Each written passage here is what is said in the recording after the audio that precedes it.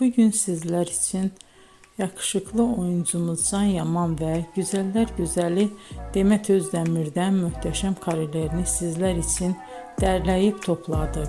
Can Yaman İnadına Aşk, Bay Yanlış, Dolunay, Erkenci Kuş dizisi gibi dizilerde rol almış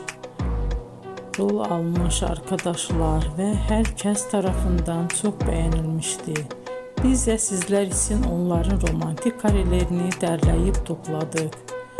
Arkadaşlar, bu fotoların devamını gelmesini istiyorsanız emeğimize saygı olarak kanalımıza abone olup bol bol yorum yazmayı unutmayın. Arkadaşlar, bizi izleyen herkese teşekkür ederim. Bizden bu kadar.